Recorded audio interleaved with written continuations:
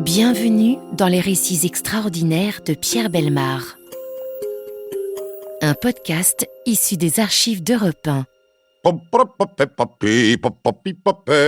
Monsieur Brown au 10 Rillington Place, dans une vieille maison dernière d'une rangée grise dans une impasse sale du quartier ouest de Londres, un seau plein de lessive d'une main, la serpillière de l'autre, a entrepris de nettoyer la cuisine. Il est nouveau locataire de cet appartement du rez-de-chaussée et sa femme n'a pas voulu se charger de cette besogne car elle ne supporte pas l'odeur due sans doute aux années de crasse accumulées dans les coins et les recoins du lino et du papier peint.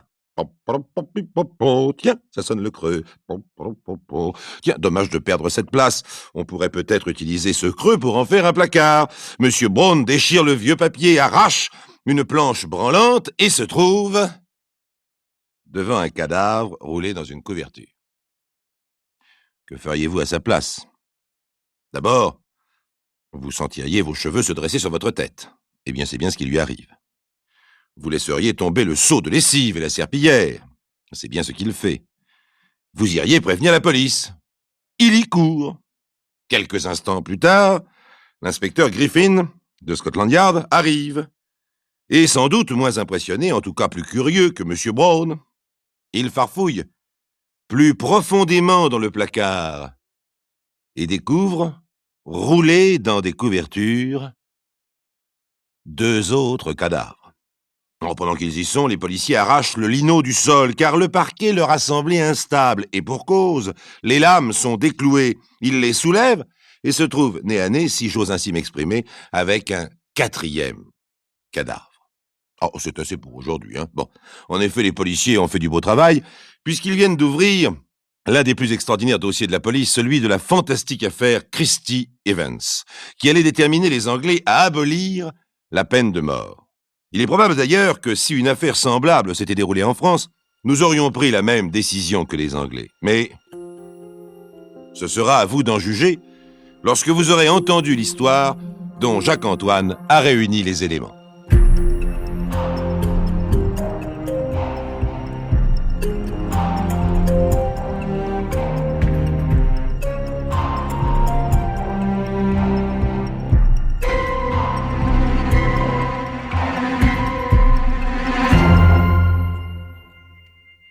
Donc, le 25 mars 1953, on découvre 4 cadavres cachés dans la cuisine de l'appartement du rez-de-chaussée, 10 Rillington Place. C'est déjà pas mal pour une première journée de travail. Et les policiers font le point. Les 4 femmes, au fait j'ai omis ce détail, il s'agit de corps de femmes, ne sont habillées que de leurs sous-vêtements. Elles ont toutes été roulées dans une couverture, toutes les 4 étranglées, les 3 du placard avec une cordelette et celle qu'on a trouvée sous le parquet avec un bât. Les 3 premières auraient été tuées il y a quelques semaines et la 4e il y a quelques mois. Étant donné leur état, l'identification ne pourra se faire qu'en comparant les empreintes digitales avec celles de toutes les femmes portées disparues cette dernière année. Évidemment, on recherche l'ancien locataire, cet homme qui s'appelle Christie, est parti la semaine dernière avec une valise et son chien en déclarant qu'il allait rejoindre sa femme, partie depuis Noël, s'installer à Birmingham chez sa sœur. Il avait l'intention de chercher du travail dans cette ville. Christie n'est pas totalement inconnu de la police, car il a fait l'objet de plusieurs condamnations, vols, faux et même coups et blessures. Il a frappé une femme avec un bâton de cricket, ce qui ne l'a pas empêché d'entrer dans la police pendant la guerre. Dernièrement, il était employé dans une maison de transport routier, mais il s'occupait également de photographie. On le voyait dans les banquets et les réunions de famille avec son appareil. Mais ce n'est pas tout. Le 10, Rillington Place, est un endroit déjà célèbre. Dans le quartier, on l'appelle la maison du crime. En effet, 4 ans plus tôt, on y avait arrêté Timothy Evans, soupçonné d'avoir assassiné sa femme et son bébé de 14 mois. Et tenez-vous bien, Christie fut le principal témoin à charge dans le procès de Timothy Evans, qui fut bel et bien pendu en janvier 1950. Inutile de vous dire que l'inspecteur Griffin se prend la tête à 2 mains. Il doit se demander pourquoi on lui fait ça à lui, Ça aurait pu tout aussi bien tomber sur un autre inspecteur. Il a fallu que ce soit lui. Pour commencer, 2 mesures s'imposent. Rechercher Christie et à tout hasard, continuer à chercher des fois qu'il y ait d'autres cadavres. Ah, je sais ce que vous pensez, il exagère. Bien, je n'exagère pas. Je ne fais que raconter les faits. Les policiers sondent les murs et descendent dans le jardin, la pelle et la pioche à la main. 26 mars 1953, Scotland Yard diffuse le signalement de Christie, près de 2 mètres, mince et élégant, cheveux noirs avec début de calvitie, lunettes en écaille. La dernière fois qu'il a été aperçu, il était vêtu d'un complet bleu marine en tweed, d'un imperméable à ceinture, d'un feutre nègre et de chaussures jaunes. Le cadavre trouvé sous le plancher serait celui de sa femme, Ethel Christie. Dans le jardin, les fouilles continuent.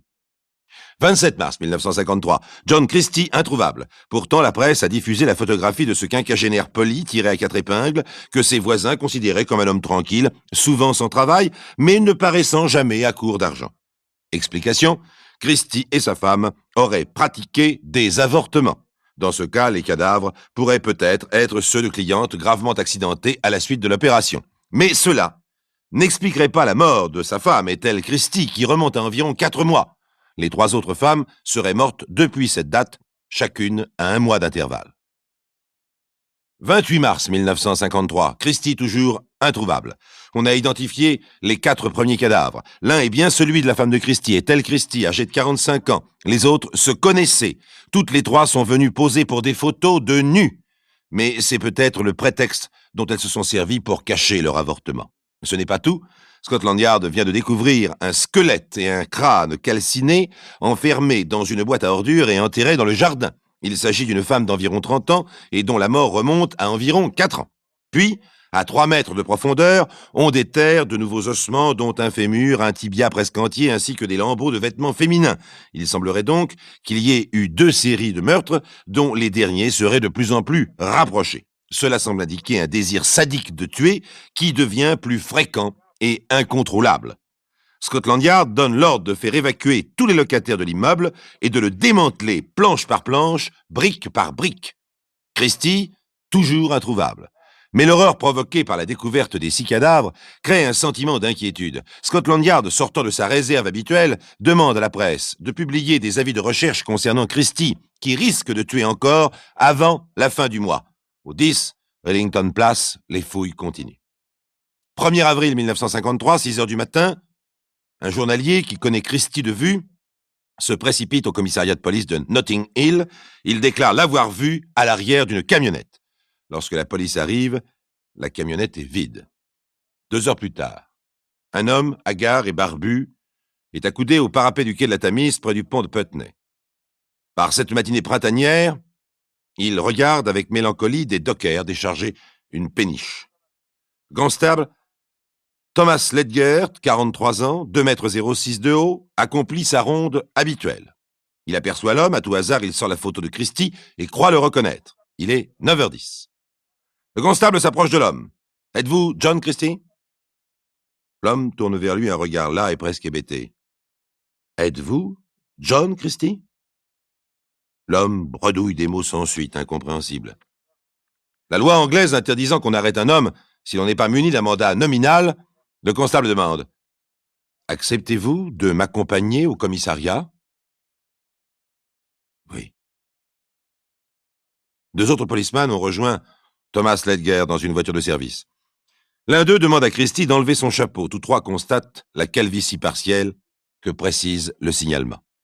Arrivé au commissariat de Putney, John Christie demande un verre d'eau. Il est manifestement épuisé, traqué. Sans doute n'a-t-il rien mangé depuis plusieurs jours.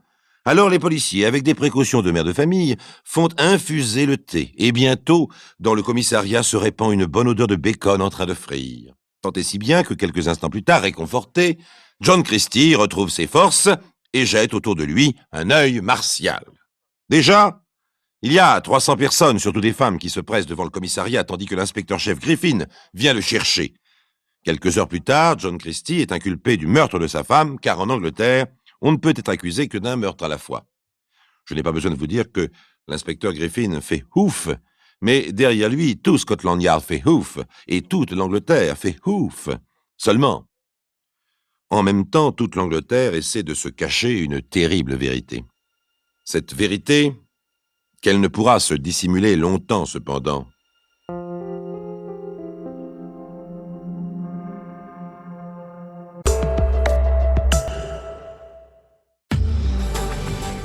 Professionnel, avec les restrictions imposées par les zones à faible émission, vous souhaitez passer à l'électrique. Renault vous accompagne avec sa gamme d'utilitaires e-tech 100% électrique. Kangoo Van, Traffic Van et Master avec une autonomie jusqu'à 460 km. Jour Pro Plus du 21 au 30 octobre.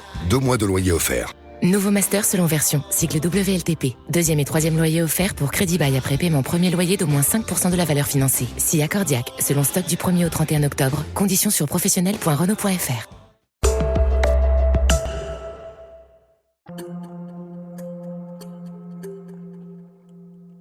Elle essaie de se la cacher toute la journée du 2 avril 1953. Ce jour-là, une première audience a lieu qui dure à peine 5 minutes devant le tribunal de première instance du district ouest de Londres. John Christie, qui semble retomber dans un état de dépression physique, est conduit à l'infirmerie de la prison de Brighton. Il ne nie ni n'avoue rien. Il ne prononce pas un seul mot. Les spécialistes, pendant ce temps, ont reconstitué avec du fil de fer des squelettes en partant des ossements trouvés dans le jardin. Ils ont recouvert ces squelettes de plâtre, et le plâtre d'un plastique qui simule la peau de façon à donner à l'ensemble une apparence humaine, et les mensurations sont communiquées à la police pour identification. À ce point de l'enquête, comme Christie s'obstine à nier toute participation au meurtre de ces 6 femmes, 3 questions se posent. Première question, Christie a-t-il tué ces femmes poussées par un désir sadique ou pour dissimuler la preuve de tentative d'avortement manquée? Deuxième question, est-elle Christie, sa femme, qui pratiquait avec lui des avortements, était-elle sa complice lors des 2 premiers assassinats, et dans ce cas, pourquoi l'a-t-il tuée? Mais surtout, il y a une 3e question, autrement plus importante, mais que l'on refuse encore de se poser ce 2 avril, comme on refusera le 3 avril, mais le 4 avril 1953, l'affaire éclate, il le fallait bien. En effet, le 4 avril, ce dont toute la presse anglaise parle, ce n'est pas de la découverte de nouveaux ossements dans le jardin. Ce n'est pas de la déclaration des inspecteurs qui s'attendent à en trouver également dans le jardin voisin, mais de l'affaire Evans. Car, je vous le rappelle, au 10 Rillington Place, il y a 4 ans, on a arrêté Timothy Evans, soupçonné d'avoir assassiné sa femme et son bébé de 14 mois. Christie fut le principal témoin à charge dans le procès de Timothy Evans, qui fut bel et bien pendu en janvier 1950. Et aujourd'hui, toute l'Angleterre horrifiée rouvre le dossier Evans, atterré à l'idée que celui-ci a peut-être été victime d'une monstrueuse erreur judiciaire. Voyons les faits. 1er décembre 1949, Evans se rend au poste de police. « J'ai tué ma femme, déclare-t-il, elle était querelleuse. Elle ne m'accordait aucun répit. Je l'ai jetée dans la fosse septique de ma maison. Si vous vous rendez au 10 Rillington Place, vous trouverez la fosse dans le jardin. » Ce jardin, d'ailleurs, où les squelettes des 2 victimes de Christie ont été retrouvés. Or, le corps de Mme Evans, mais aussi celui de sa fille empaqueté dans les papiers, y sont en effet découverts, 5 fois de suite.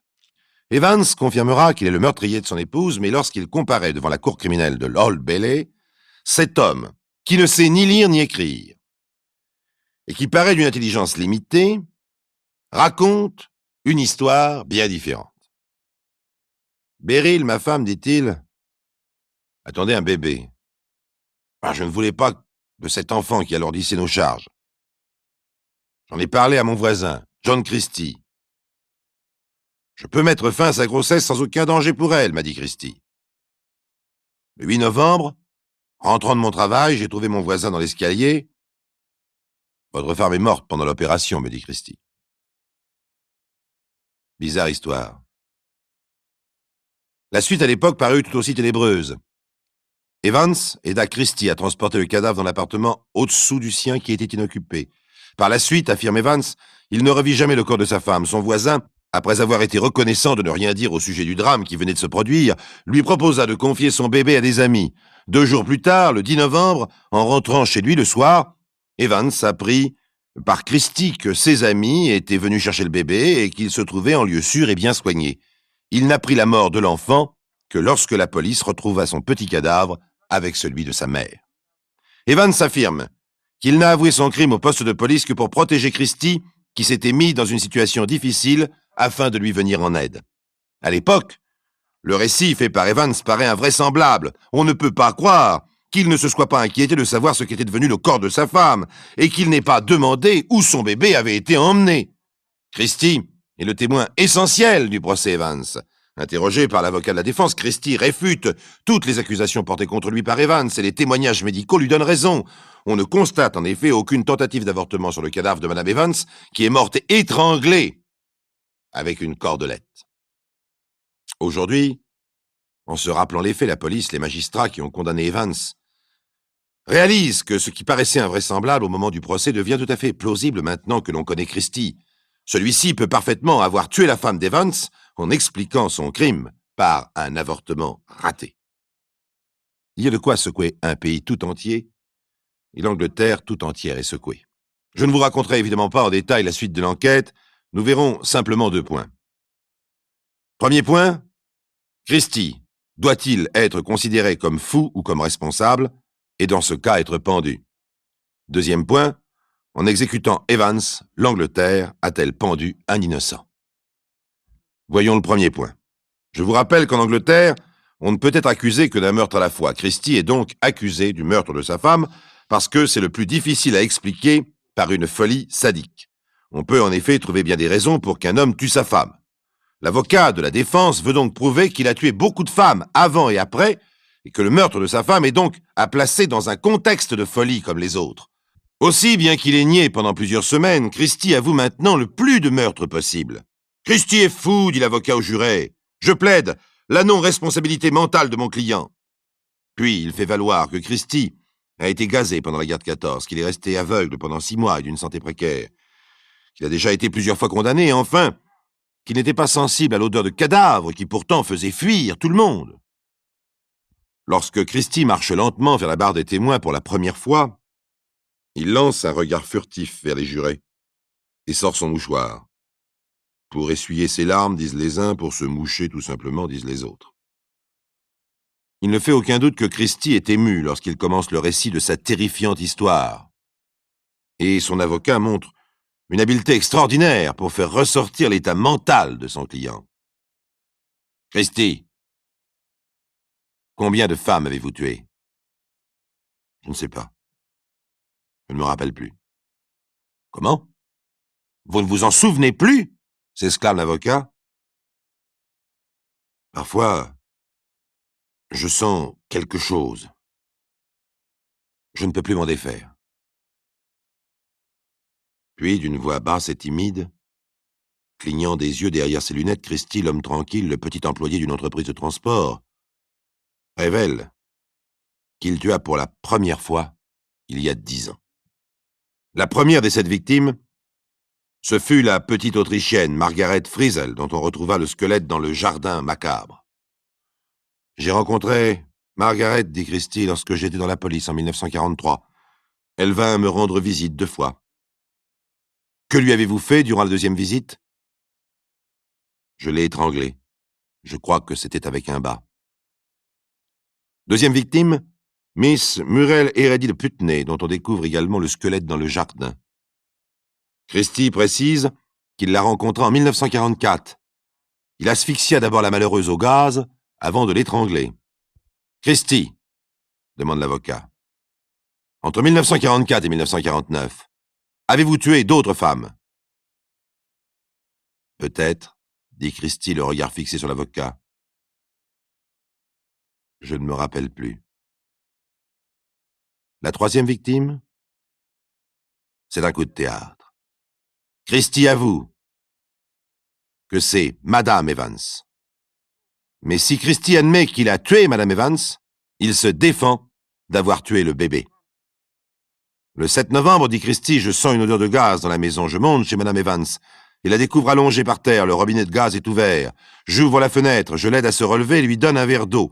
Madame Evans me supplie de ne rien dire à personne. Je fais du thé et nous en buvons tous les deux. Le lendemain, Madame Evans vient me trouver. Elle me dit qu'elle est lasse de vivre, mais qu'elle n'a pas le courage de se tuer. Elle me demande de la tuer. Alors je l'ai étranglé, je crois avec un bas, pendant que ma femme faisait la cuisine à l'étage en dessous. Incroyable. 4e victime, Madame Christie, sa femme. Il était 8 heures du soir en décembre, dit Christie. Ma femme, qui était souffrante, me réveilla. Elle semblait convulsée. Je ne pouvais pas la voir souffrir ainsi. Je pris un bas et le serrai autour de son cou. Christie raconte aussi comment il a tué les 3 autres femmes, mais je vous ferai grâce de son récit. Sachez simplement que le motif réel de ces crimes ne fait aucun doute, car Christie avait des rapports sexuels avec ses victimes avant et après l'étranglement. Évidemment, il y a, comme dans tous les procès, même les plus macabres, quelques moments comiques. Par exemple, quand Christie explique qu'en faisant du jardinage, il déterrait souvent par mégarde un crâne ou un tibia. Quand Christie explique qu'il a placé le cadavre de sa femme sous le plancher pour ne pas en être séparé. Évidemment, de tout cela, il ressort que Christie est pour le moins anormal. Alors va-t-il être condamné à la pendaison ? La loi anglaise n'admet l'irresponsabilité que si l'accusé est inconscient d'enfreindre la loi au moment où il accomplit son crime.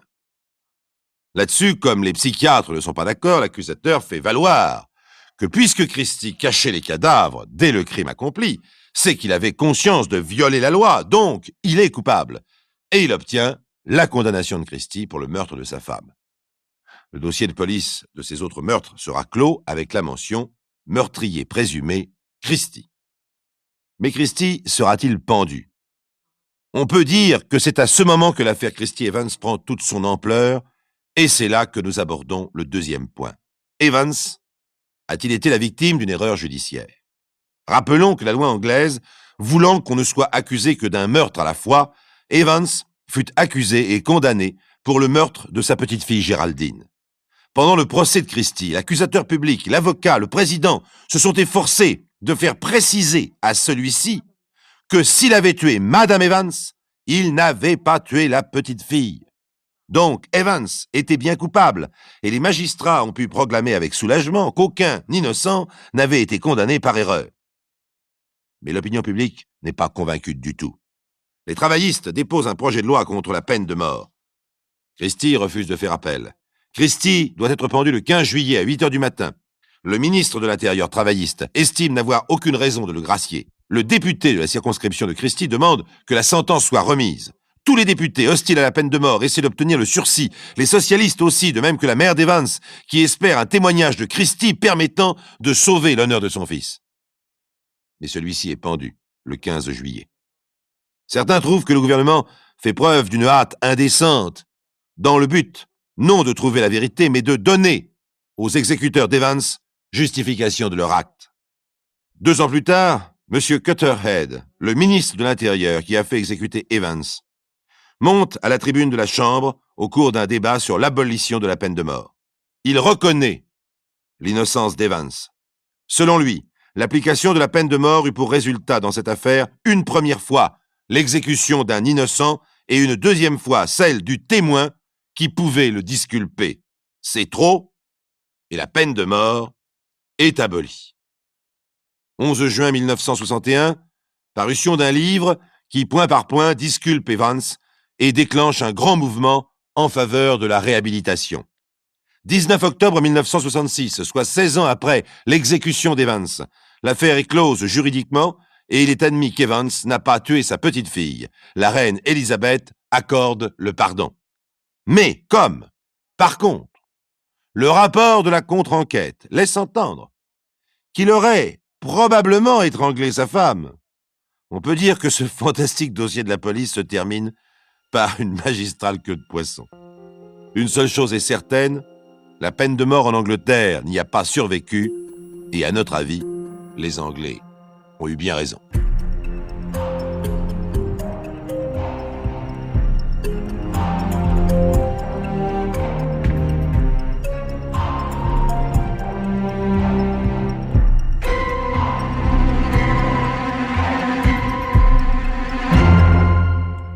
Vous venez d'écouter les récits extraordinaires de Pierre Bellemare, un podcast issu des archives d'Europe 1 et produit par Europe 1 Studio, Réalisation et composition musicale, Julien Tarot. Production, Sébastien Guyot. Direction artistique, Xavier Joly. Patrimoine sonore, Sylvaine Denis, Laetitia Casanova, Antoine Reclus. Remerciements à Roselyne Bellemare.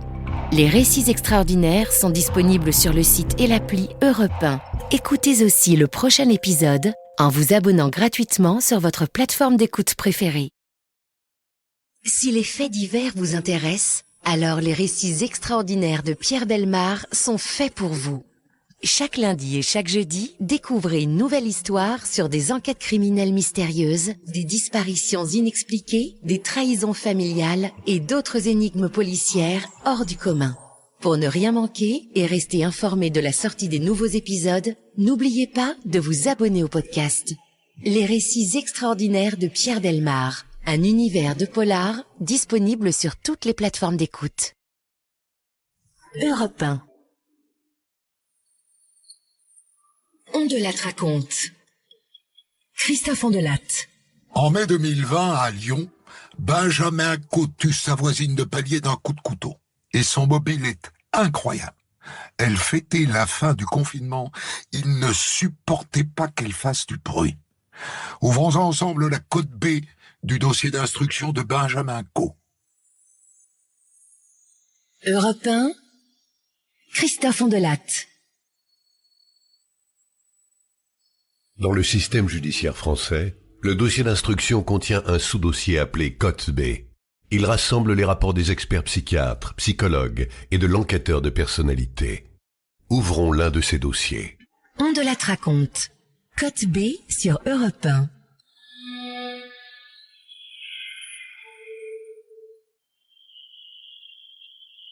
Le 16 mai 2020, à Lyon, Benjamin Co, 39 ans, appelle la police.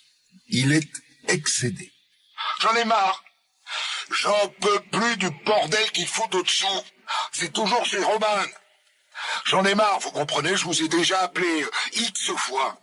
Vous pouvez faire quelque chose pour qu'il se taise. C'est pas parce que c'est la fin du confinement que les gens peuvent se permettre de faire n'importe quoi. Si vous faites rien, eh ben je m'en charge. Quelques minutes plus tard, ce sont les amis de Roman qui appellent les pompiers. Pompiers, j'écoute. Il y a un voisin qui a planté un coup de couteau dans la jambe de ma copine. Vous pouvez venir, s'il vous plaît? On est dans le 3e, à Lyon. Et est-ce qu'elle saigne? Oui, ça saigne encore. Ok, vous prenez un linge. Vous appuyez sur la plaie. Et vous la stimulez, vous appuyez très fort sur la plaie. Mettez-lui les jambes en l'air. Les pompiers sont en route.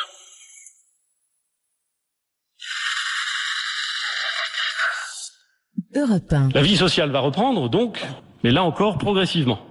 Il sera à nouveau possible de circuler librement, sans attestation. Au fond, ce que je vous propose de rétablir, c'est un régime de liberté dans lequel nous devons fixer des exceptions. C'est une super nouvelle. Ça va nous faire tous plaisir, va tous nous réchauffer le cœur de nous retrouver. Une bière, de la musique, quelques amis. C'est la soirée importante, la soirée des retrouvailles. Et ça fait du bien de se dire que maintenant, c'est à portée, quoi.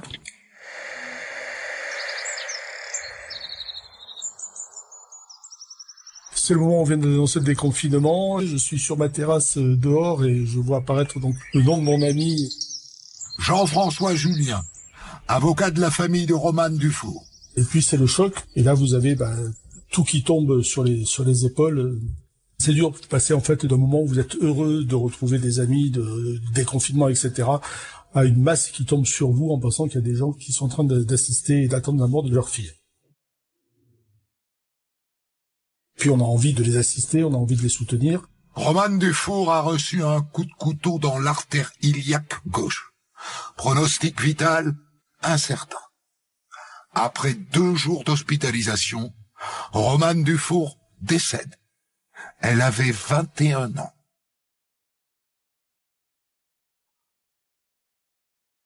Et je peux vous dire que c'était une chape de plomb qui tombait sur le cabinet. Et lorsque la maman de Roman m'a appelé pour me dire c'est fini, je peux vous garantir que dans le cabinet, ça a été un silence pendant un long moment. On a eu beaucoup de mal à digérer le décès de cette jeune fille.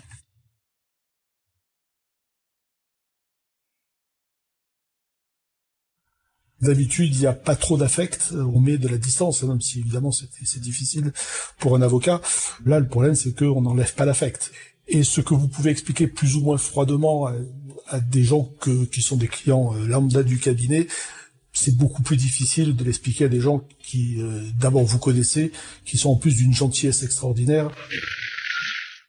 C'est l'un des drames de la fin du confinement. Un homme de 38 ans a tué sa voisine d'un coup de couteau. En garde à vue, il aurait indiqué qu'il ne supportait plus les bruits qui provenaient de l'appartement de sa voisine. Cet homme est inconnu des services de police et il n'a aucun antécédent judiciaire. Pourquoi est-ce que vous l'avez tué? J'en pouvais plus de ces bruits. Alors je voulais que ça cesse. Et pour lui faire peur, je suis descendu avec un couteau de cuisine, j'ai tapé à la porte, j'ai crié, j'étais énervé. Elle m'a ouvert, j'ai avancé vers elle et le couteau s'est enfoncé en elle. Elle a dit que j'étais fou, enfin je sais plus quoi. Mais je pense que c'est ce qu'elle a dit. L'auteur des faits est quelqu'un que l'on ne remarque pas. Éric Mazot, avocat général. Un voisin extrêmement discret, presque passe-muraille. Bonjour, bonsoir. Et il y a quelque chose de terrifiant ou de glaçant de considérer que ce voisin puisse sortir de chez lui, sonner à votre porte, vous planter un couteau jusqu'à la garde dans le corps, menacer vos amis, rentrer chez lui et ensuite nettoyer le couteau, le reposer à l'endroit où il était, dans le tiroir de la cuisine, et reprendre une partie de Scrabble là où elle était commencée. C'est terrifiant.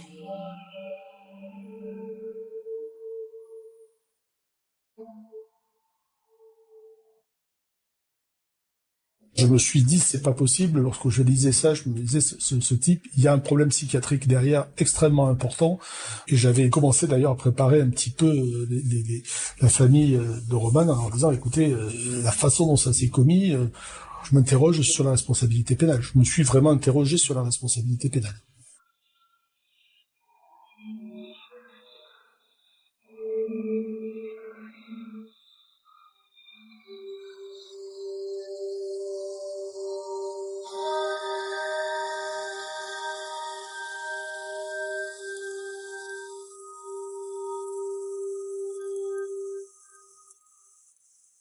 C'était au début vraiment de mon exercice et je faisais encore à cette époque-là des permanences garde à vue. Léa Forest, avocate de Benjamin Co. Je me souviens avoir eu la coordinatrice garde à vue, donc c'est un autre avocat qui coordonne un peu l'action des avocats qui interviennent en garde à vue, qui m'a dit là on est sur un truc un peu gros, si tu veux prendre le dossier, donc bien évidemment j'ai accepté et je me suis rendue immédiatement après en garde à vue. Quand on rencontre toute personne qui est placée en garde à vue, on se trouve dans un bureau, bien évidemment c'est confidentiel, il y a rien d'autre qu'une table et mes affaires personnelles si j'ai besoin de quoi noter, etc. On a le droit à un entretien de 30 minutes avec la personne gardée à vue. Donc parfois ça se déroule en 5 minutes parce que y a pas grand-chose à dire. Et c'est rare quand j'utilise les 30 minutes aussi. Mais je pense que lui on a bien mis 30 minutes voire même peut-être un peu plus parce que parfois ils accordent 2 ou 3 minutes en plus, mais je pense qu'on a bien mis 30 minutes à s'entretenir pour avoir le temps de se comprendre. On se demandait un peu qu'est-ce que cet homme faisait ici. Parfois, on arrive à comprendre de par le comportement ou de par les gestes ou la parole, mais on arrive vite à voir si c'est complètement fou ce qui se passe ou pas. Et là, ça l'était complètement parce que justement, il était beaucoup replié sur lui-même. Dès qu'il a essayé de s'exprimer, il bégayait et vraiment, il a des troubles visuels. Donc, en plus, j'ai vite compris, avant même qu'il me le dise et que je mesure l'ampleur, qu'il me voyait pas forcément, qu'il me discernait pas exactement, à part savoir que j'étais une femme parce qu'il m'entendait. Je pense qu'il a mis du temps après à me reconnaître et à savoir qui j'étais. Code B17. Enquête de personnalité d'Axel Rocher. Benjamin Co est atteint d'une amblyopie de naissance, un handicap visuel pour lequel il est reconnu adulte handicapé à 80%. De plus, à la suite de 2 accidents, Benjamin Caux n'a plus la capacité de se déplacer aisément et normalement, ses 2 genoux ayant été atteints. Ça se voit qu'il n'a pas de simples lunettes pour corriger un petit handicap visuel. Et en fait, on était dans la période Covid encore. Les surveillants donnaient à tous les détenus qui rentraient dans le parloir avocat des petites lingettes pour s'essuyer les mains. Et il s'est essuyé les mains et il voulait jeter cette lingette dans la poubelle qui était vraiment, c'était le seul objet dans la pièce dans laquelle on était. Et j'ai compris qu'il ne voyait absolument pas la poubelle dont on lui parlait, qui était assez grosse, qui avait un sac noir en plus, donc assez visible. Et là, je me suis dit, d'accord, je comprends qu'il voit absolument rien. Parce que j'ai dû, du coup, apporter la poubelle à hauteur de sa vue à lui et à 2 centimètres de son visage. Et après, je l'ai vu aussi son handicap, parce que tant qu'il m'entendait pas parler, il savait pas qui venait le voir.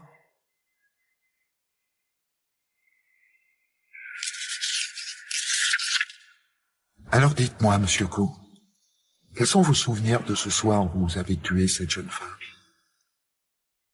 Bien, maître, elle faisait trop de bruit. Donc j'ai pris un couteau pour leur faire peur et je suis descendu les voir. En arrivant devant la porte, j'ai sonné. Une personne a ouvert, je pense que c'était une femme, mais j'en suis pas sûr. Je vois pas bien. C'est pas évident de voir, pour moi. Je lui ai demandé d'arrêter tout ce bruit insupportable. Et en même temps, j'avançais avec le couteau. J'ai pas réalisé que le couteau rentrait dans cette fille. Je l'ai pas vu. Je l'ai pas senti. L'expert judiciaire ORL, Éric Mazot, avocat général, nous a indiqué que il était faux de considérer que les déficients visuels avaient pour habitude de développer d'autres sens, et en particulier celui de l'ouïe. Ça, c'est une réflexion du commun, mais pas du tout pour cet expert, qui explique que ça n'a strictement rien à voir et que monsieur Benjamin Caux, au contraire, souffrait également d'une légère surdité. Ceci étant dit, on n'a relevé aucune particularité chez l'intéressé au niveau des capacités auditives. Donc aucun trouble de l'audition susceptible de provoquer des réactions violentes. On n'a aucun phénomène de type hypoacousie, de type acouphène. On est même allé chercher, j'ai posé la question de la haine du bruit, ce que l'on appelle la misophonie. Mais c'est un phénomène psychique ou neuropsychique, susceptible de générer une telle violence. Elle m'a dit non, pas du tout. Nous étudions également, bien que ce soit du ressort de la psychologie, ces phénomènes de misophonie, et monsieur Benjamin Caux n'en est pas atteint.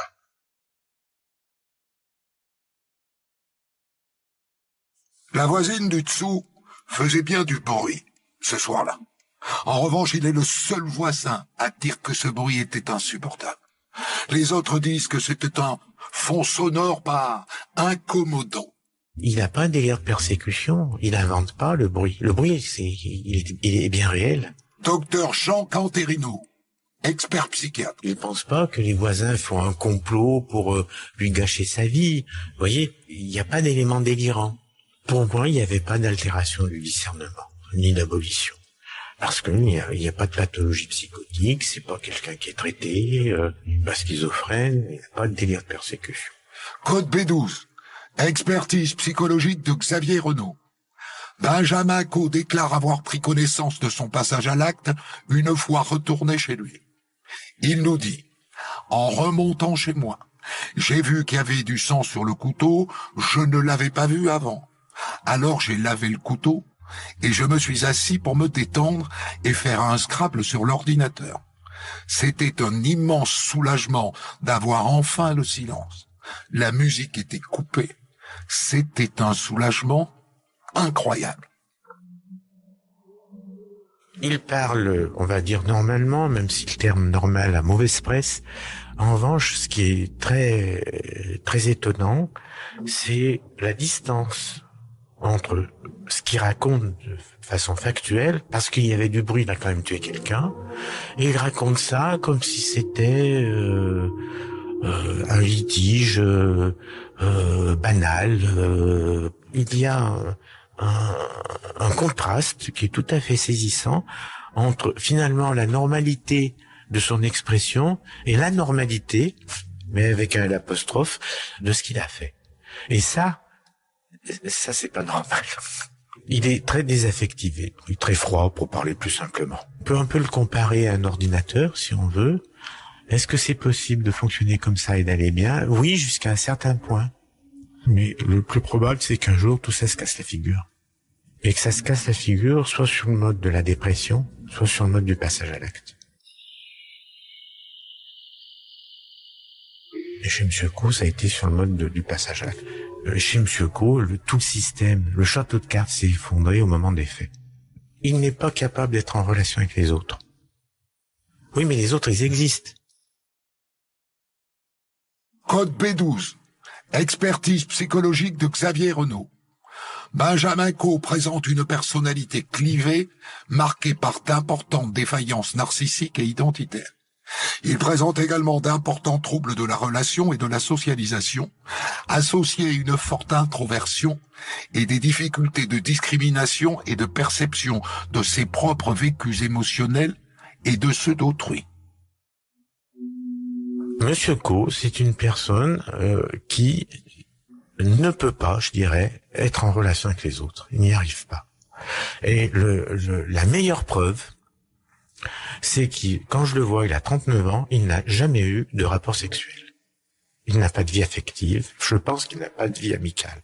Alors, me demandez pas à partir de quel âge l'entrée dans la vie sexuelle est tardive, ça je pourrais pas vous le dire, mais 39 ans, il y a un problème. C'est-à-dire, c'est quelqu'un qui est isolé. Alors, on fait souvent le procès aux psys de tout ramener au sexe, mais peut-être parce que tout simplement, ils sont plus francs que les autres. Le sexe, c'est très important, la vie sexuelle. On peut avoir une vie sexuelle épanouie que lorsque on est suffisamment mature. Il faut avoir suffisamment grandi de façon psychique. C'est donc très important. C'est le stade ultime du développement. Et quand un psychiatre ou un psychologue parle de sexualité, il ne parle pas que de l'acte, il parle aussi et surtout d'ailleurs de toute l'affectivité. On peut penser que mais ça ce n'est qu'une hypothèse, on peut penser que le confinement allait dans le sens de ce repli ou de cette impossibilité à être en contact avec les gens. Et que ce bruit lui a amené sous le nez une réalité qu'il ne peut pas gérer. En plus, c'était une fête tout à fait sympathique, c'est-à-dire il y avait aussi, on peut peut-être ici imaginer que il avait quelque chose qui n'était pas supportable, c'est des gens qui, eux, savent se faire plaisir. Parce que lui, il sait pas faire, sauf de façon très intellectuelle avec le Scrabble et les échecs. Voilà. Il y avait peut-être aussi ça. Eux, ils arrivent à se faire plaisir, moi, je sais pas faire. En plus, les échecs, ça a quelque chose de très impersonnel. C'est-à-dire, si vous faites le bon calcul, ça marche forcément. C'est le contraire de ce qui se passe dans la vie.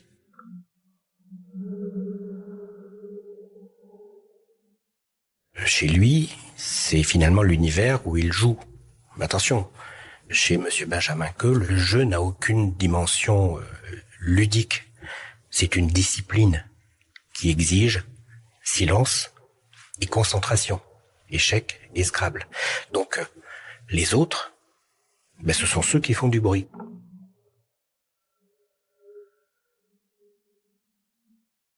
Retrouvez Christophe Andelatte pour la suite de Code B dans un deuxième podcast déjà disponible sur votre plateforme.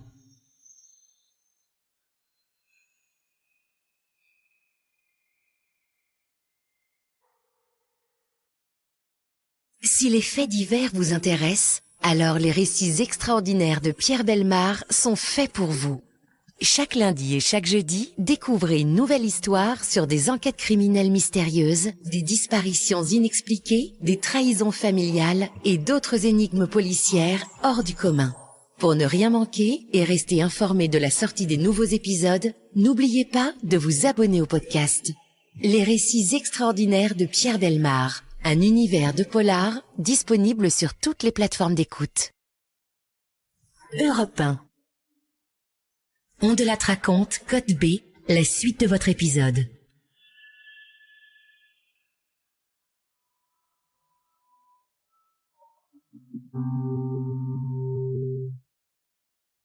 Benjamin Caux était un contrôleur de gestion à la vie austère. Avant le confinement, il côtoyait uniquement ses collègues de travail et les membres de ses clubs d'échecs et de Scrabble, à la moyenne d'âge canonique.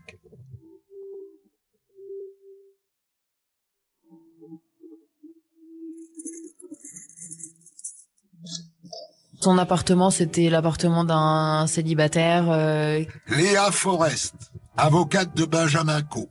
Qui avait pas d'appétence particulière pour peut-être la décoration, c'était extrêmement bien rangé à son habitude, mais c'est surtout ça qui marquait, c'était que c'était très rangé. Éric Mazot, avocat général. Moi, j'ai vu des photos, évidemment, de cet immeuble et notamment le tiroir de la cuisine dans lequel il avait rangé l'arme du crime après l'avoir nettoyée. Et là aussi, encore quelque chose de glaçant dans la mesure où l'arme rejoignait les autres instruments de cuisine qui étaient rangés.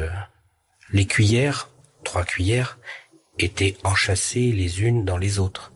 Les fourchettes, 3 fourchettes, étaient posées sur le dos, les pointes à l'envers. Les couteaux, 3 couteaux, étaient déposés, la lame sur le même côté. Et se dire que l'arme du meurtre ait été reposée dans ces conditions aussi précises, avant que l'on reprenne une partie de Scrabble, c'est très impressionnant. C'était véritablement un univers millimétré. Pas de superflu, aucun superflu, aucune décoration, monacale, enfin spartiate, plus exactement. Rien ne ressortait de particulier sinon les trophées gagnés au Scrabble et aux échecs. Code B12. Expertise psychologique de Xavier Renaud. Benjamin Caux présente dans tout son parcours une incapacité à mettre en forme et à traiter la conflictualité et l'agressivité. Il souffre d'une grave problématique d'affirmation de soi, en particulier dans ses relations à autrui et dans l'expression de ses désirs et de son mécontentement. On peut penser que les faits apparaissent comme la première tentative d'affirmation conflictuelle et agressive de Benjamin Caux. La violence de la décharge par l'acte semble ainsi le produit d'une accumulation de frustration.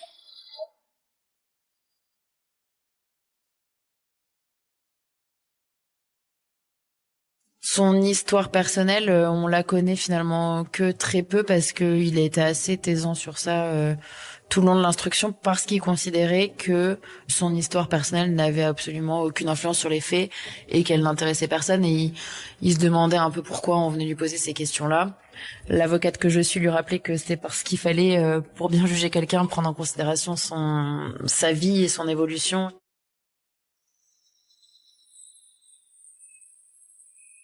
C'est un enfant qui a été adopté à 6 ans. Docteur Jean Canterino, expert psychiatre. Avant cela, il vivait en Corée.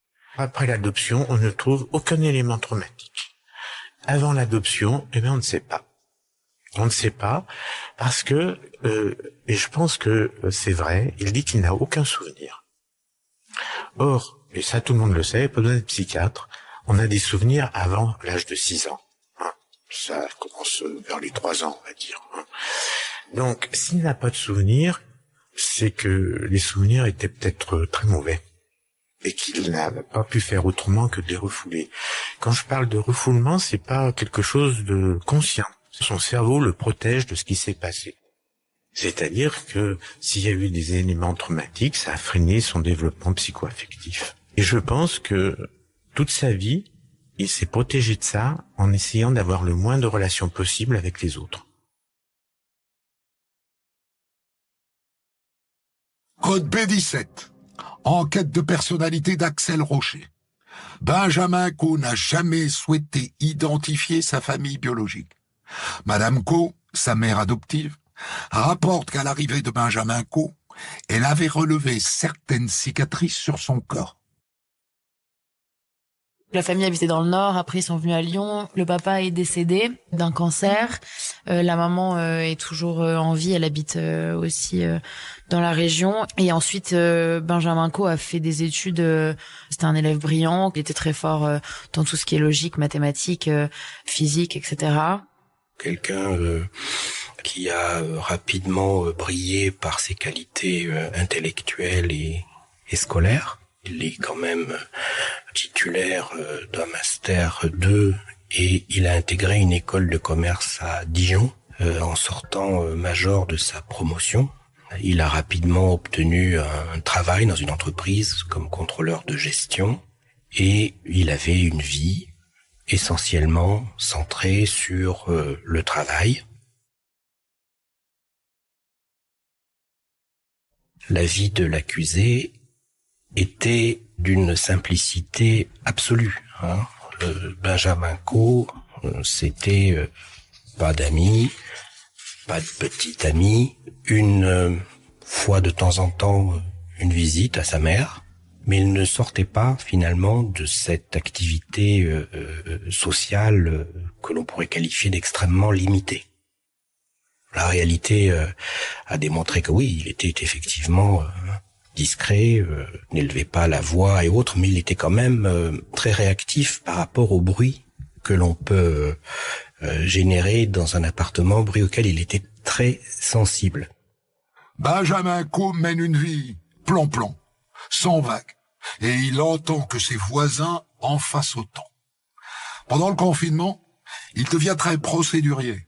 Il dénonce toutes les nuisances sonores des voisins. Il écrit plusieurs fois à la régie immobilière qui gère son immeuble.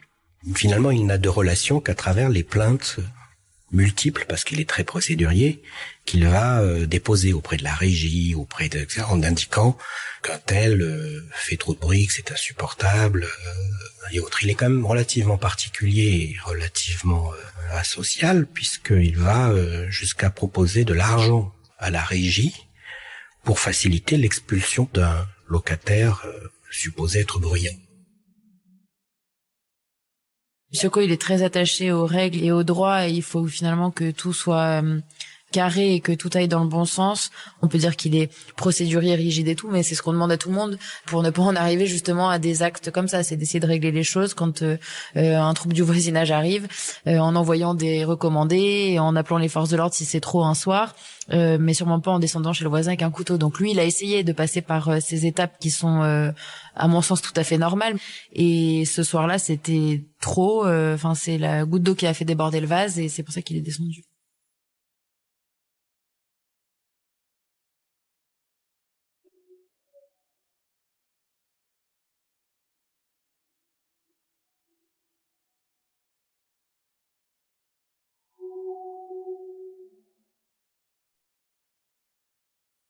L'enquête de personnalité révèle que Benjamin Caux était un contrôleur de gestion à la vie très austère. Il côtoyait seulement ses collègues de travail et les membres de ses clubs d'échecs et de Scrabble. Il est incarcéré à la maison d'arrêt de Lyon-Corba. Très vite, ce profil qui est complètement atypique et encore peut-être plus dans un milieu carcéral.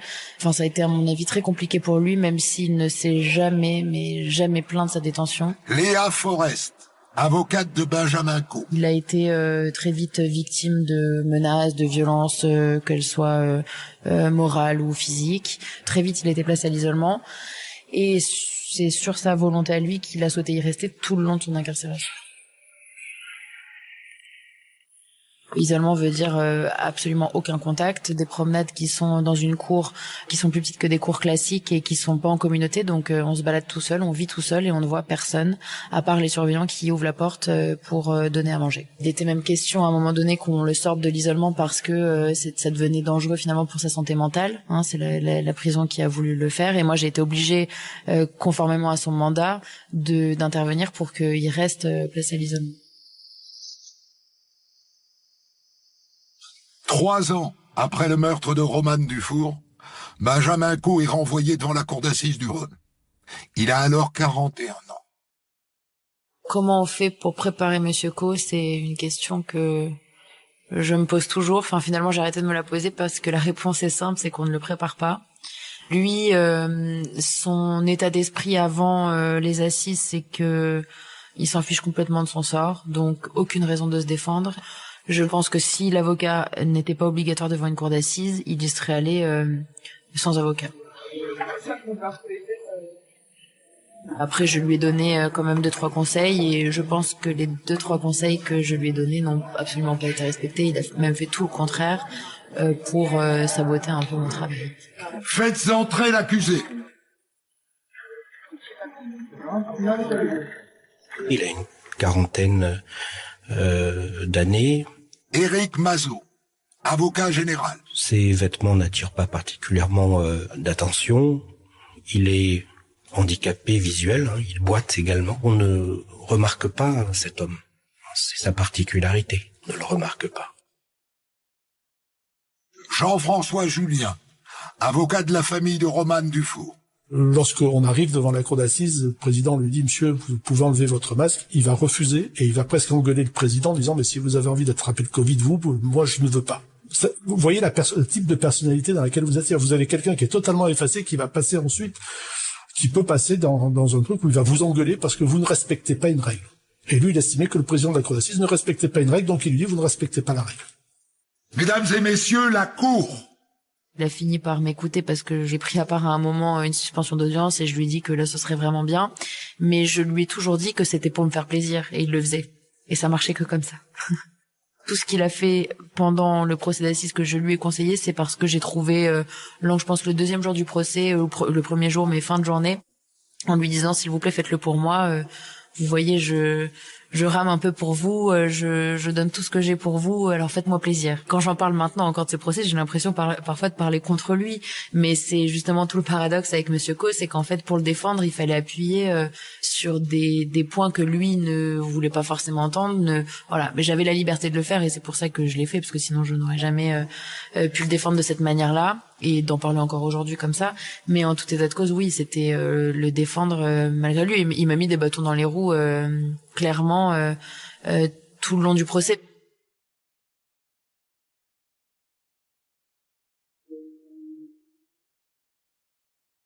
Docteur Cantarino, qui était l'expert psychiatre, n'a pas déposé, je crois qu'il était en vacances. L'expert psychologue a déposé, il disait des choses extrêmement intéressantes que malheureusement on n'a pas pu développer.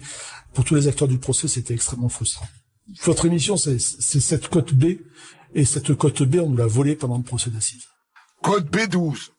Expertise psychologique de Xavier Renaud. Si Benjamin Caux présente des défenses psychiques explicites de mise à distance de ses vécus émotionnels, on peut également s'interroger sur l'éventuelle nature autistique de certains de ses traits de fonctionnement interne. On note en effet dans le parcours de Benjamin Caux une difficulté communicationnelle et relationnelle durable associée à un fort isolement et un hyper-investissement intellectuel.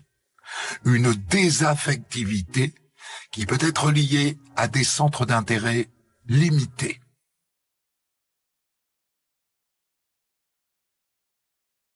Une phrase qu'il a prononcée en réponse à une question du magistrat instructeur qui lui demandait « Mais pourquoi reprendre votre partie de Scrabble ?» Il a répondu « Que voulez-vous que je fasse, pipi ?» Et moi, à ce procès, je comprenais à plein l'expression être réduit au silence. Parce que c'est très exactement ça ce qui s'est passé. C'est glaçant. Cette jeune femme que l'on décrivait comme étant un vrai soleil, la vie, a été, à proprement parler, réduite au silence. Par quelqu'un qui s'est rassis à sa table, qui a repris sa partie de Scrabble, et qui n'en a pas bougé alors que les sirènes de police retentissaient dans tout le quartier. L'expert psychologue avait retenu cette incapacité à gérer chez l'accusé une situation conflictuelle. La cour est restée un petit peu sur sa faim. J'ai fait quelques recherches. En tapant 2 mots sur un moteur de recherche, assise et bruit, on s'aperçoit que énormément, en fait, de situations identiques amènent aux assises. Donc vous avez divers titres que j'avais relevés dans la presse, un peu au débeauté, très nombreuses affaires criminelles. Je me relis, le pilote de quad faisait trop de bruit, le procès du meurtrier présumé commence. Triple meurtre dans un hôtel, il faisait trop de bruit. Son voisin faisait trop de bruit, il l'a massacré à la batte de baseball. Excédé par le bruit, il tue son voisin à coups de fusil. Énervé par le bruit des travaux, un septuagénaire tue le propriétaire de son appartement. Un octogénaire poignardé à mort pour avoir demandé à son voisin brillant de se calmer. Sans pouvoir les quantifier, ce genre d'affaires, finalement, est assez fréquent. Dès que quelque chose l'ennuyait, il était focus dessus. Il ne pouvait pas s'en détacher. C'est comme la goutte d'eau qui tombe et qui vous gêne au fur et à mesure, alors que personne ne va l'entendre, mais il y a cette goutte qui tombe et qui est lancinante et qui va vous taper sur le système nerveux. Il fonctionnait exactement comme ça. Je suppose qu'il fonctionne toujours comme ça. C'est là, il entend cette musique. Au fond, je vous garantis que pour l'entendre, il faut avoir une ouïe très fine, mais ça le gêne, ça le perturbe. Il explique très bien en disant, moi, quand j'écoute la musique, pour voir si je ne gêne pas mes voisins, je vais sortir et je ferme la porte. Et c'est ce qu'il a déclaré devant la cour d'assises. Et ça vous explique tout.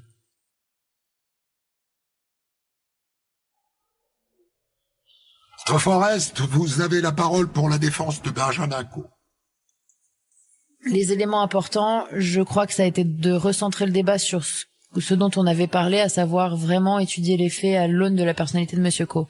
J'ai été très frustrée des expertises sur le plan de sa personnalité et par mon inaction. Je l'ai regretté à la préparation du dossier parce que j'ai pas pris l'ampleur de cette expertise, notamment psychologique, de Monsieur Renaud, qui m'émettait des points rouges sur d'éventuels troubles autistiques. Donc je pense qu'il y a beaucoup de pudeur, de la honte et surtout de pas trouver l'utilité de parler de lui. Il n'y a pas d'utilité à ça et il est là pour être condamné. Il a quand même dit devant la cour d'assises. Je sais que c'est pas possible parce que mon avocat me l'a dit, mais si je pouvais, je vous demanderais de me condamner à perpétuité.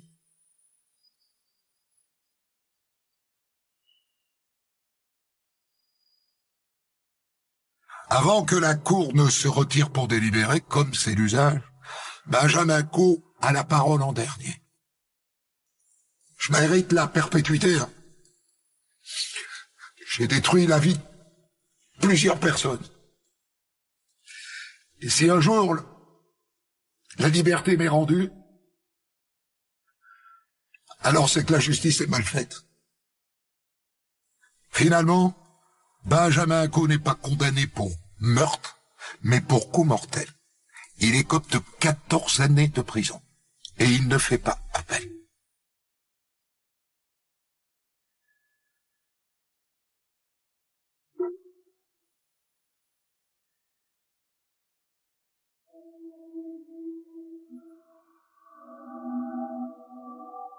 C'était Au-delà de raconte version Code B. Guillaume Maury en est le rédacteur en chef, enquête de Marion Douzet, réalisation de Guillaume Vassaux.